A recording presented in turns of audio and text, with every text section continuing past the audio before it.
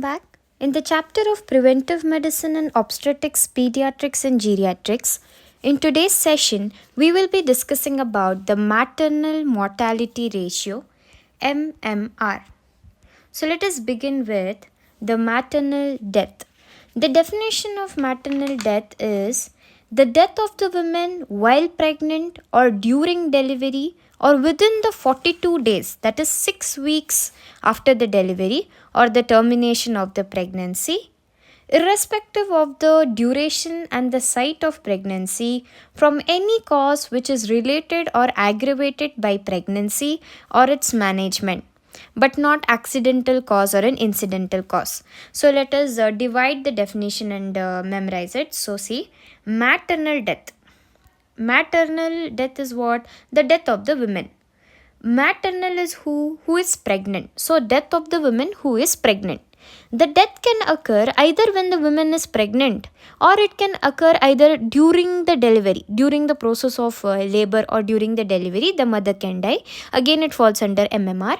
Next, or it could be the most crucial time after the birth, that is the 6 weeks, 42 days. They are the very important days after delivery where there are high chances of the maternal death. So the death of the woman either during pregnancy or during delivery or within the 42 days or the 6 weeks of the termination of pregnancy. That 42 days or the 6 weeks is the puerperium period. Okay, puerperial period where all the organs of the mother will come back to the pre-pregnant state. So the involution of uterus and all occurs. That 42 days, very important, which we have studied in OBG. So the death of the woman when she is pregnant or during delivery or within the 42 days of the termination of pregnancy, irrespective of the duration and site of pregnancy. It could be a normal pregnancy or it could be a ectopic pregnancy. Also, we are not worried about the duration. The death can occur when the woman is pregnant, 3-month pregnant, or it could occur when she is at term 9 months, 37 weeks to 42 weeks pregnant. Anytime the duration, irrespective of the duration and also the site, it could be the pregnancy could occur at the the fallopian tube, or it can the placenta could be attached in the cervix. So all of that, placenta previa could be there. Any cause, if the death is occurring during pregnancy, delivery, or 42 days after the delivery, then it is considered to be the maternal death. Or from any cause, or the cause could be any other cause, that is cardiovascular disease or renal disease, or from any other cause or hypertension which was aggravated or it was related to pregnancy. Because of pregnancy, the cause got aggravated and it led to the death. Or it could be during the management, or while managing during the delivery, when you are doing the suction or something like that, or placenta previa, you did not operate it, you just did the spontaneous abortion in it. So let's not go deep into the OBG. Just remember that during the management, when you were performing some procedure, there was death of the mother. So but not the accidents or the incidents are not considered under this.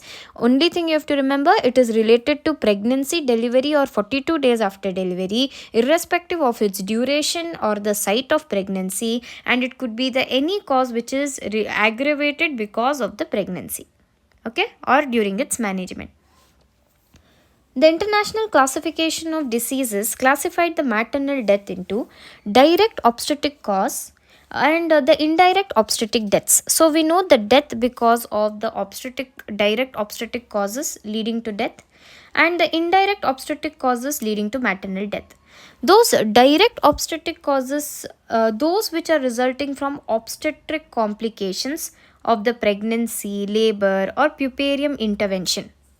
So we know that any obstetric complication which is occurring during pregnancy, labor, or puerperial intervention is the direct obstetric cause. And the examples include the eclampsia. So we know eclampsia, wherein the mother will have hypertension, proteinuria, and convulsions. She will throw convulsions, that is eclampsia.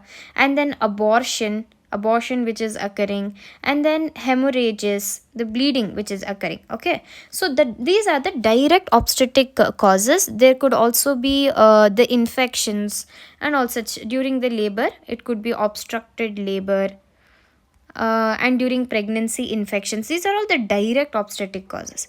Moving on to the indirect obstetric causes. those which are resulting from the previously existing disease. So imagine a mother is already having hypertension. So previous cardiovascular diseases, previously they were existing. And also the diseases that develop during pregnancy induced diabetes or pregnancy induced hypertension. So these are the diseases which develop during pregnancy, but it is not obstetric related, it is not related to the baby. Okay, it is not obstetric related, but it is a systemic disease, previous existing disease, or the diseases that develop during pregnancy which has aggravated by the physiological effect of pregnancy. So this has been aggravated because of certain physiological effects of the pregnancy, that is the non-obstetric causes or indirect obstetric causes. Okay, so I hope it is clear. We studied the obstetric causes and the direct obstetrics and the indirect obstetric causes. Now, let us move on to the statistical measures of the maternal mortality. How do we measure the maternal mortality? The maternal mortality, we have ratio and we have rate, maternal mortality ratio, maternal mortality rate, and also the proportion of maternal deaths of the women of reproductive age. So let us begin each of them. Let us start with the ratio. So we see that maternal mortality ratio is the number of maternal deaths per lakh live birth during a year. Usually we take per 1,000 or per 100. Here per lakh, they are taking in lakh. So we see that the number of maternal death in a period. So we are removing the statistical data of statistical values of what? The maternal death, maternal mortality, right? The maternal death. So obviously in the numerator we will have number of maternal deaths in a period. So you can see maternal mortality rate also, we are having the number of maternal deaths in a period. When you take the proportion of maternal deaths, again number of maternal deaths in a given time period. So we see that in the numerator we know very well what to have. Now let's see in ratio what happens. In ratio we consider the total number of live births in the same period. So out of the total pregnancy giving birth to the live births, how many mothers died? Okay, total live birth we are taking in the denominator, and the number of maternal deaths in a period into 1 lakh. Why are we doing 1 lakh here? In the ratio, remember, you're taking the live births of that same period. Why are we taking 1 lakh? 1 lakh is because when you take in hundreds or thousands, the values will come 1.3 or 1.2. We cannot say one woman and the other woman 3/4 she died, 3% she died, or two parts of it, 2 part of the women died. So that is not how we can demonstrate. So in order to get the values as 113 or 112, we consider it in 1 lakh per lakh. Okay, next we see the maternal mortality rate. When we consider the maternal mortality rate, the numerator, number of maternal death in a period per lakh women, again here, okay, by total number of women of reproductive age group. Here in rate you are considering the total number of women of the reproductive age group, the women from 15 years to 49 years. All the women who are falling under 15 to 49 years are taken. Now when we see that, why do we consider the maternal mortality ratio compared to the rate? Maternal mortality ratio is more specific. It is because we know that the number of, we take the live birth here. So all the women here are going to become pregnant and give birth to the live baby. Whereas in the women of reproductive age group, we know that out of this 15 to 49, like we know 15 to 25, 15 we will be in school, and then till the age of 22, 23 we will be studying, and then again after 40, 35 plus then she'll be elderly gravida. So the pregnancy is unlikely to occur. So above 40, 49 and all, it's rare. Okay, so 40 plus also it's very rare. So such things we see that most of the women of this reproductive age group will not be pregnant, so it becomes very unspecific. Whereas this live birth, when you consider the live birth, the women giving birth to live babies, we know that all the women here are pregnant. Out of them, how many are dying we consider. So it is more specific, it gives a more relevant value. So the number of maternal death by total number of live birth is more relevant, whereas the total women reproductive age group, when you consider 15 to 49, it is more of not that specific. Next, we take the proportion of maternal death of the women of reproductive age group. Here you're taking the proportion of the maternal death. So the number of maternal deaths in a given time period divided by total number of women of reproductive age group into 1000. When you take the proportion, when they ask you the proportion, go in terms of 1000. When you take the maternal mortality rate, again it is 1 lakh. Okay, here you are taking the total number of women of reproductive age group. Here the only you are considering the death which occurred of the women of reproductive age group. The deaths could be because of any other cause. It's not just obstetric, non-obstetric causes. It could be because of some systemic illnesses, because of accidents. So the total number of death of women of reproductive age group is considered here. Here the number of maternal deaths in the numerator. So it is very clear, into 1000. This is the main difference. And here you are taking total number of women, here total deaths of women of reproductive age group. So we know the statistical data now. To measure the maternal mortality. The most important one is maternal mortality rate, where the number of maternal death in a period by the total number of live birth in the same period into 1 lakh. Next, we are moving on to the approach for measuring the maternal mortality. So what were the approaches made for measuring this maternal mortality? We have civil registration system. This approach involves the routine registration of the birth as well as the deaths. So the maternal mortality statistics can be obtained through the civil registration data. What do we do in civil registration? We register the birth as well as the deaths of the babies or the mothers, as how many babies were born. So all of this, the approach involves the routine registration of the birth and the deaths.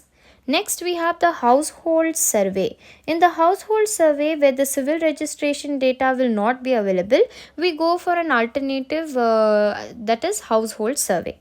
Next, we have sisterhood method. Sisterhood method will obtain the information by interviewing a representative sample about the survival of their adult sisters. So what do? We conduct an interview with a sample of adult sisters, by the sample of respondents, about the survival of their adult sisters, so that we can determine the number of ever married sisters and how many of them are alive. Out of the married sisters, how many died, and how many of them died during pregnancy, delivery, or within the 6 weeks of the pregnancy. All of that can be. So what do? Here in the sisterhood method, we take an interview of the sisters, all the sisters who were married, and out of them how many are alive, how many died due to pregnancy, during delivery, or postpartum period. Next, we have RAMOS. What is RAMOS? Reproductive age mortality studies. Reproductive age mortality studies, where we identify the cause of death of a woman of reproductive age group in a defined area. So we know that in reproductive age mortality study, this approach, what does it involve? We identify and then we investigate the cause of a death of women in a defined population. In just one defined area or a defined population, you start investigating the causes of death of that women of reproductive age group in that area.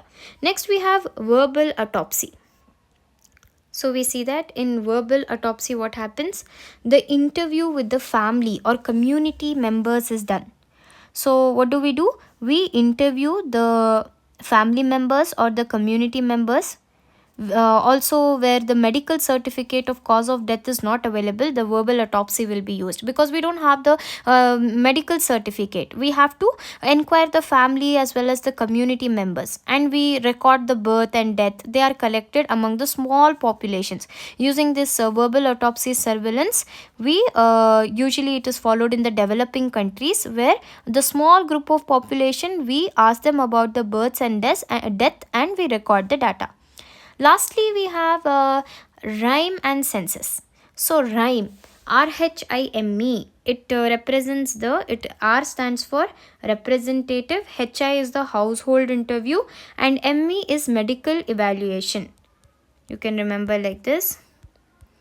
R is representative, HI household interview, and ME is the medical evaluation, where it is an enhanced form of verbal autopsy, where we interview regarding the cause of death. Also, the medical evaluation is done. Now, first, what is the difference between verbal autopsy and rhyme? Here also you are interviewing with the family members. Here also household interview is done. What is the difference? Addition to this, the medical evaluation. Whatever these people are saying, we evaluated medically whether it is true or not.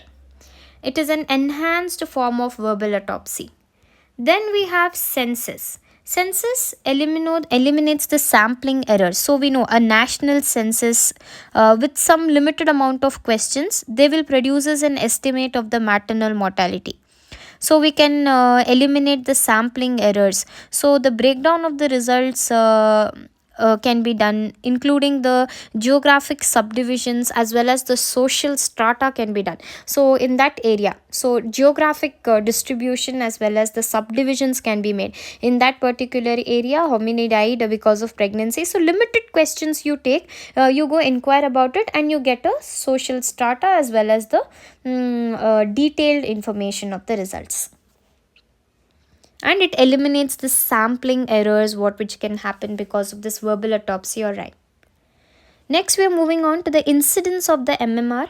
Globally, 216 women per lakh live birth are dying. So we see that world's world estimate, when you take the maternal deaths, we see that 216 women are dying of the total live birth per lakh live birth. And in India, 113 per lakh live birth, and maximum deaths are seen in Assam, that is 300 per lakh. So we know number of death is 300 per lakh in Assam. And in Kerala, it is just 61. It is because of the high literacy level of the female. We see that the maternal mortality rate is least in Kerala and maximum in Assam, that is 300 per lakh live birth.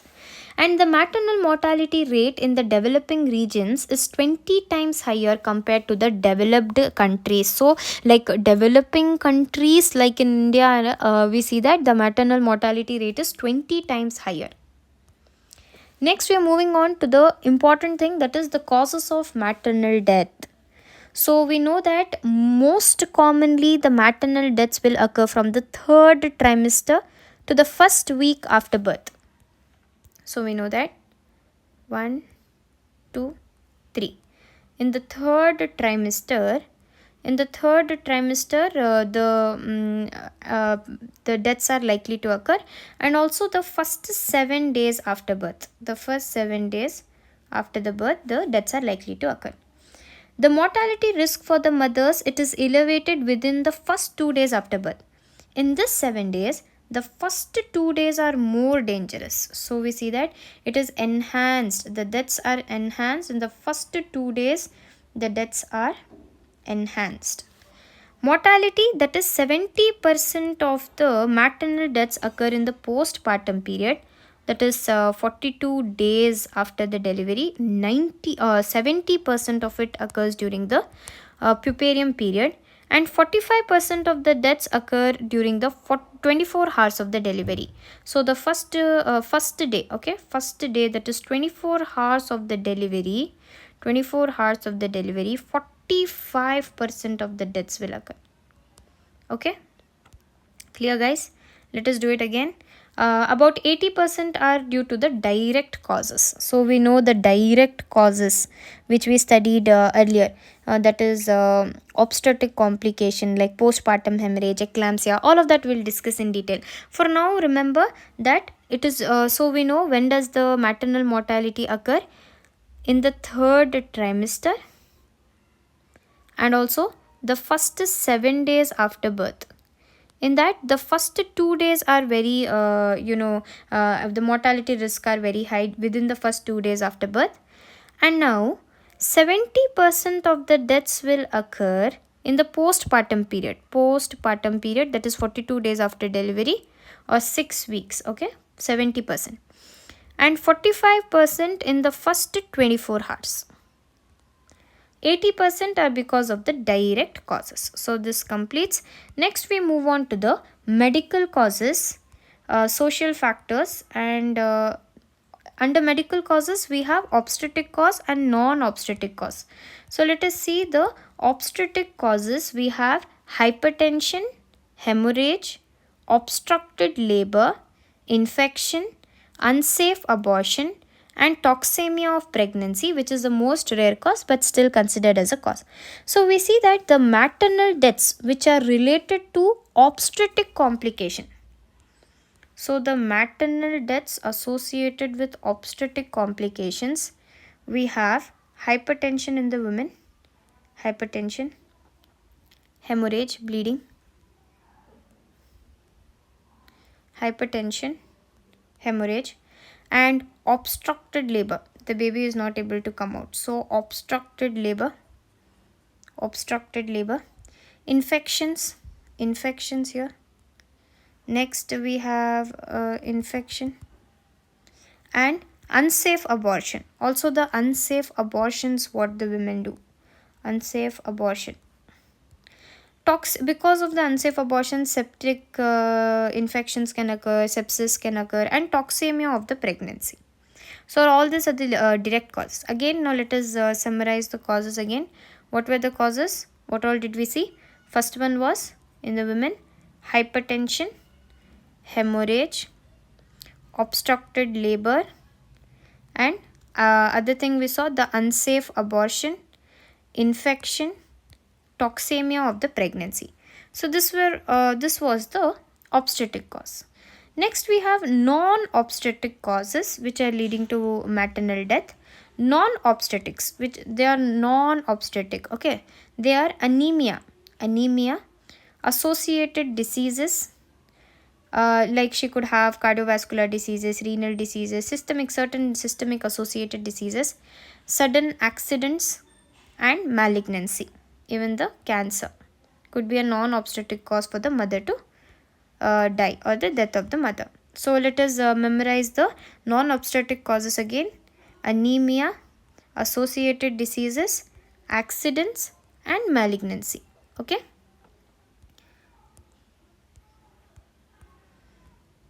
So clear, guys? So let us summarize again. So what did we see? Anemia, associated diseases, and then we had AAA and M. So what was that? Accidents and malignancy. And obstetric, hypertension, hemorrhage, obstructed labor, infection, unsafe abortion, and toxemia of the pregnancy. So that we know with that picture. What did we see? Hypertension, hemorrhages, obstructed labor, infection, unsafe abortion. Here anemia, associated diseases, accidents, and lastly malignancy. Yeah, perfect. Now we are moving on to the social factors. The age at the childbirth. So we know the other social factors which will influence the maternal mortality. The important one is the women's age. So the childbearing ages are between 20 to 30 years, but we know that the risk of the women dying occurs if the pregnancy and the childbirth occur away from this range. If it is too small age, 13 years, 14 years, 15, or it could be the very young ages, when the woman gets pregnant and gives birth to a baby, there is a high risk of maternal mortality death. And next we have too close pregnancies. If the birth intervals between the two babies is very short, then there is an increased risk of maternal mortality. Then moving on to the parity. High parity will contribute to high maternal mortality. If there is high parity, you can see here, high parity, this will contribute to the maternal mortality. And then next we have family size, the bigger family sizes. If the family size is too big, then it can also too many babies, then poverty, and then malnourished mother, and that will lead to death. Then we have poverty, obviously, which will lead to the death, and illiteracy as well can lead to death. So now how can we memorize it? So we see that young age the women got married. This woman got married at a young age. Okay, young age she got married. And too many pregnancies, high parity. Also too close pregnancies, you can see almost similar ages. Too close pregnancies, the gap between one child and the other child, the spacing was not done, minimum 3 years gap, that was not given. So too close pregnancies, high parity, there is increased family size because of the high parity, poverty and illiteracy. Okay, because of the large family size, they couldn't feed all the kids, there was poverty, and they couldn't send them to school, illiteracy. So all of these are the social factors which will lead to maternal mortality. So we know all of these factors now. Moving on to the causes of the maternal mortality in the world and in India. In the world, it is because of the hemorrhage. In India also, the first cause is hemorrhage. And the second cause is the indirect obstetric causes. Like what did we study? AA, that is anemia. And then we had accidents, abortions, and the malignancies, accidents and everything. So the indirect causes, these are the other causes. Then infections, sepsis, unsafe abortion in India, and in the world it is fourth place occupies the abortion. Infection, sepsis. Indirect causes, other causes, hemorrhage and hemorrhage. Eclampsia is the fifth cause in the world, and in India the obstructed labor is the fifth cause.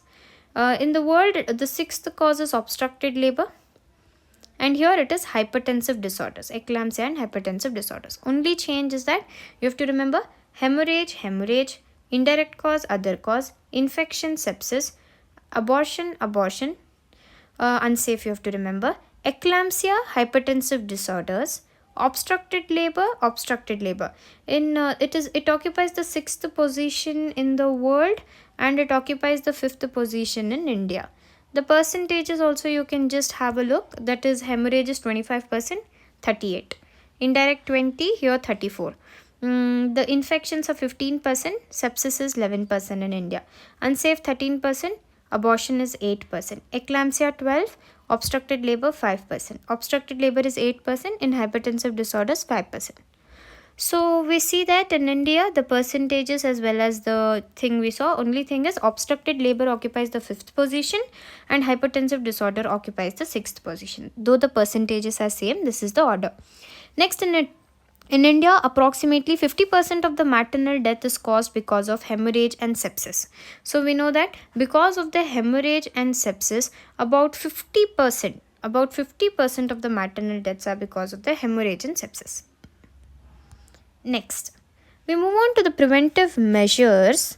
In the preventive measures, there is early registration of the pregnancies. So what can we do to prevent the maternal mortality? We have to do the early registration of the pregnancy and at least 4 antenatal checkups. We have in the antenatal care we studied that at least 4 checkups, which is somehow covering all the 3 trimesters of the pregnancy. So at least 4 antenatal checkups has to be done. And the correction of the anemia, we have to correct the anemia of the mother by providing her iron and folic acid tablets. You have to detect the anemic mothers and correct the anemia in them. Next, tetanus prophylaxis. So the tetanus prophylaxis, anti-malaria as well as the tetanus prophylaxis has to be given. Next, the institutional deliveries or the home delivery. We have to encourage the women to undergo the institutional delivery. In case if they opt for the domiciliary delivery or home delivery, then it has to be performed by the trained local dai. We have to make sure that this the delivery at home has to be performed by a skilled person, like a trained local dai. And the prevention of complications like eclampsia, hemorrhage and infections has to be done. We have to prevent the complications like the malpresentations, hemorrhages, ruptured uterus. All of these complications have to be detected. We have to foresee the complications and prevent them. And also, if there are any underlying medical conditions like hypertension, diabetes, TB in the mother, we have to treat them. Underlying medical conditions have to be treated, and the promotion of the family planning methods has to be done. We have to promote the family planning methods so that we can control the number of children, and not more than two children. Like we have to go for two norm child, and also the spacing of the birth has to be done. So we have to promote the family planning methods.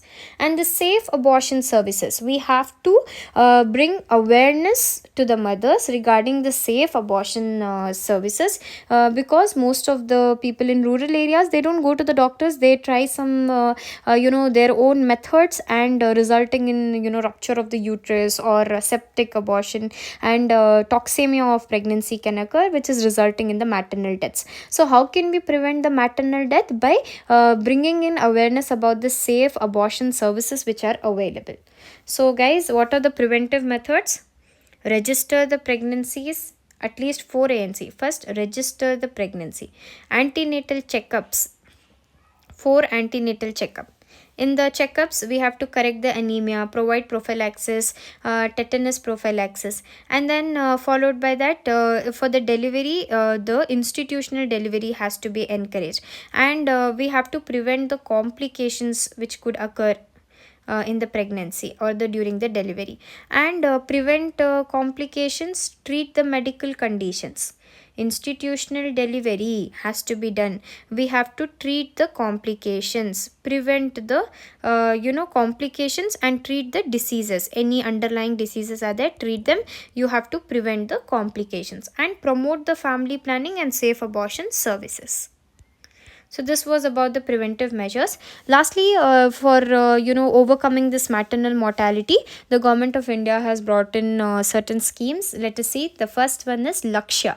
Lakshya is the labor room quality improvement initiative. So the Lakshya was done for the labor room quality. Lakshya, labor room quality, to improve this labor room quality services. This Lakshya program was initiated to improve the quality of the care which is provided in the labor room and the maternal OT, so that the safe delivery and the newborn care can be carried out. And next we have Pradhan Mantri Surakshit Matritva Abhiyan. So we see that Pradhan Mantri Surakshit Matritva Abhiyan, PMSMA, PM, Pradhan Mantri Surakshit. Okay, Surakshit is safe. Then Matritva Abhiyan, where we provide the quality and good quality and free antenatal care services to the women during the second and third trimester in this designated government hospital. So the designated government hospitals which have designated the scheme, and the government hospitals which have designated the Pradhan Mantri Surakshit Matritva Abhiyan, under them, if they have designated, these hospitals have to provide a good quality care and the services to the mother during the second and third trimester. Antenatal care has to be given. So this Lakshya, the labor, the quality of care and the service in the labor room should be good, and the maternal OT. In Pradhan Mantri Surakshit Matritva Abhiyan, we saw that we are providing good ANC care. Lastly, we have We see that. Lastly, there is Dakshata. Dakshata program where the training of the healthcare providers, where we train the healthcare providers to improve this maternal and child healthcare during the institutional delivery. So we know to perform this institutional deliveries, these healthcare providers have to be trained well so that they can improve their care and their skills. And the new initiative for capacity building and by the NHM and MOHFW. This initiative is taken by the NHM and MOHFW. So thank you. With this we come to an